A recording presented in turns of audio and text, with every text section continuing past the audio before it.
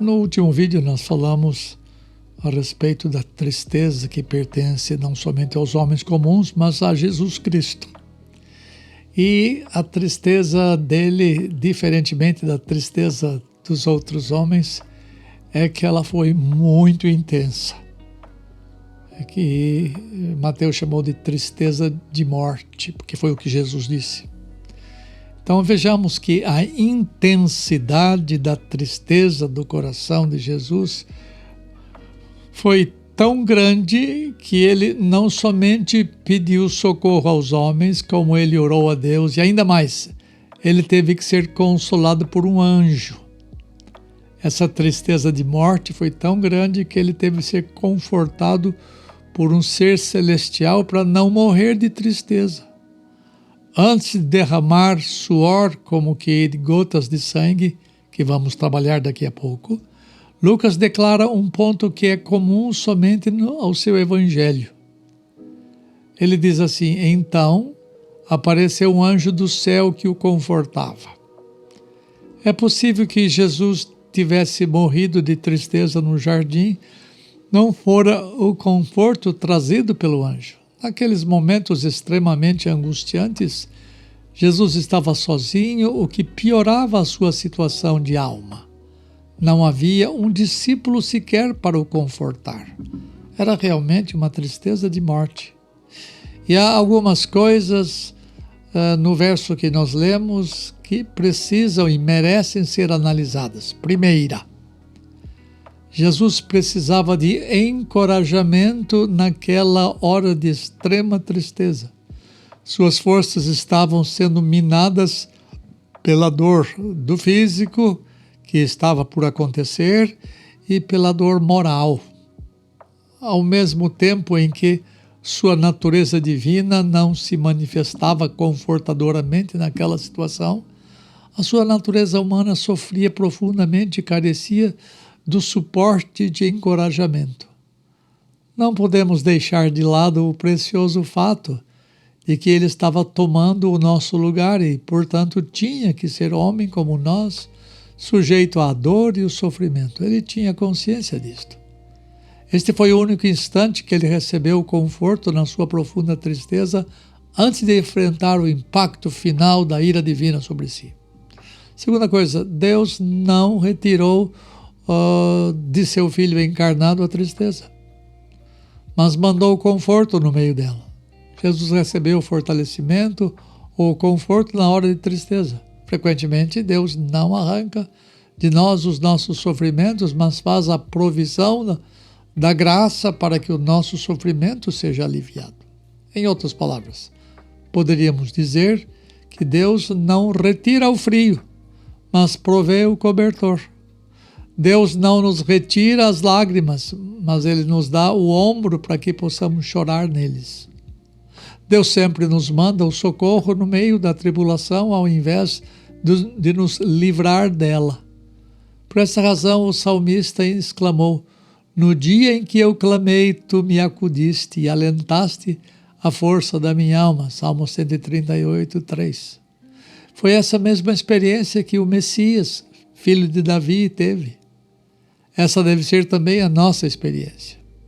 Terceira coisa, Deus sempre proporciona encorajamento aos seus, ativando o ministério dos anjos, que são ministros de Deus, para socorrer os que hão de herdar a salvação. Muitos anjos poderiam vir em socorro de Jesus Cristo, mas Deus fez uso de somente um anjo para o consolar. E essa visita que este anjo fez na sua dor, quando seus inimigos estavam despertos e seus amigos dormindo, foi um sinal sazonal do favor divino, fortalecendo-o. Todavia, isso não foi tudo. Ele provavelmente disse alguma coisa a Jesus para fortalecê-lo. Pôs em sua mente que seus sofrimentos eram para a glória do Pai, para a sua própria glória e para a salvação daqueles que lhe foram dados, representados para ele, a alegria colocada diante dele, a semente que ele deveria ver. Com essas e outras sugestões semelhantes, o anjo o encorajou a continuar alegremente, o que é confortante e fortalecedor. Talvez o anjo tenha feito alguma coisa para fortalecê-lo, limpado o seu suor e lágrimas, talvez tenha ministrado algo cordial a ele, como após sua tentação, ou tenha tomado pelo braço e o ajudado a se levantar, ou o tenha socorrido quando ele estava pronto a desmaiar. E nessas possíveis ministrações do anjo, o Espírito Santo estava fortalecendo, porque é isso que a palavra significa. Qualquer tipo de encorajamento que Deus manda através dos seus ministros é bem-vindo em tempos de grande sofrimento. Entretanto, o encorajamento enviado a Jesus Cristo foi apenas uma pitada de consolo, mas o pior ainda estava por vir. Deus sempre nos alivia em nosso sofrimento, dando-nos uma folga quando Ele está para trazer sofrimento maior ainda sobre nós. Então, o que eu quero dizer para vocês é que Jesus Cristo deve ser amado de todos nós, admirado de todos nós por tão grande sofrimento. Você e eu não posso dizer muita coisa mais para vocês. O que eu vou dizer diante do sofrimento dele, diante da tristeza de morte dele? Está acima até da minha compreensão, quanto mais a ideia de querer consolar Jesus. Algumas pessoas acham que esse texto não é um texto original, foi uma interpolação, etc., mas não me importa. O fato é que alguns anjos, ou um anjo, veio em socorro do Redentor.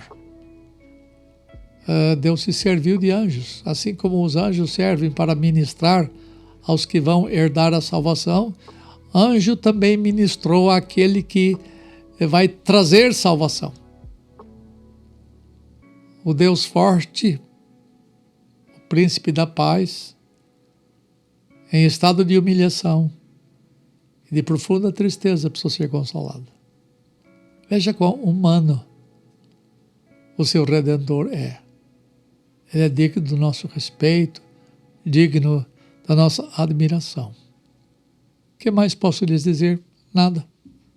Apenas agradeçam a Deus por ter um Redentor tão preocupado conosco, substituindo-nos em todas as coisas pelas quais pessoalmente devíamos passar. Mas Ele nos livrou de ter as penalidades do pecado pessoalmente, assumindo Ele mesmo em nosso lugar toda a tristeza, todo o sofrimento advindo dos nossos pecados. A gente volta a falar daqui a pouco sobre outro movimento de alma que é produto de alguma coisa desagradável em nós, tá? Até mais.